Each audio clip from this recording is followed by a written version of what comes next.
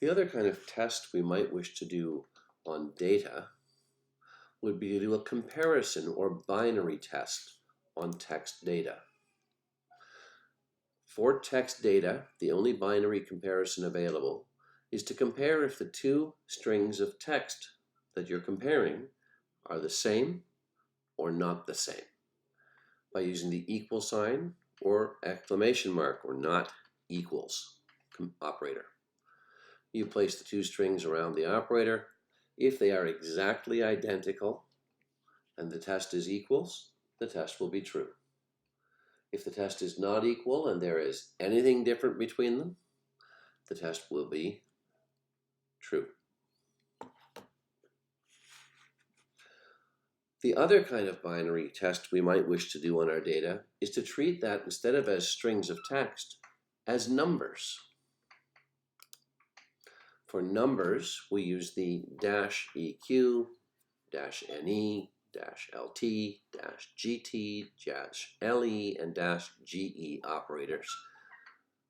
The reason that we have a separate operator for equal for numbers versus strings is if you consider the case of a variable that contains the text character 1 in it, and another variable containing the text characters 0, 1. We'll make sure they're text by putting them in quotes and clearly indicate our intent to whoever might read our script. If I were to test if variable 1 is equal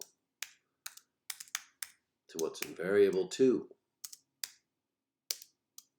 and if they are, if it's true, print out that they're equal, I would find they're not. Because of course, as text 1 and 0, 1 are two different sequences of characters. On the other hand, if I were to do this same test, treating them as numbers,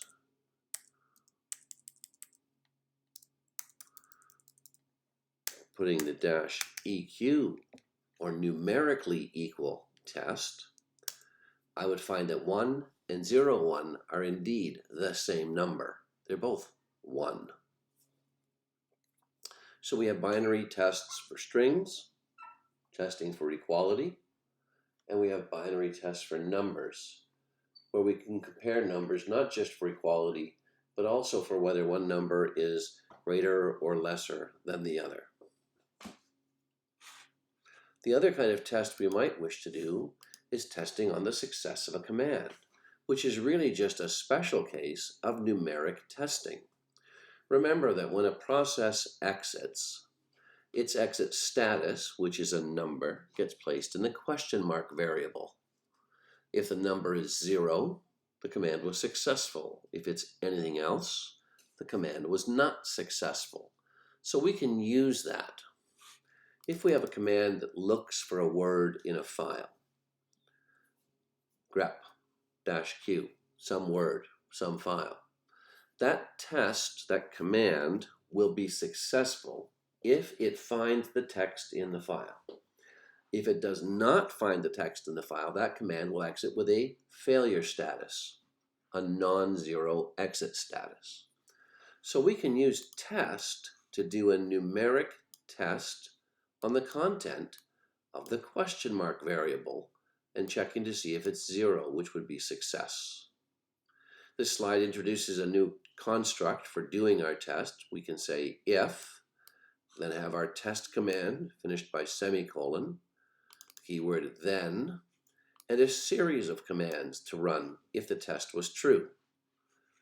Else, a series of commands to run if the test was false. The whole thing finishes with fi, which is if backwards. Anytime something goes wrong in your script that causes your script to fail, to give up, to not be successful, you need to explicitly set the exit status to unsuccessful. If you just let your script run off the end, execute all commands and finish because it ran all the commands, the script is always considered successful, even if every command in the script failed. The way that you set an exit status is to use the exit command with a number. A non-zero number means your script failed. So if another program is running your program, it'll be able to see that your script did not work.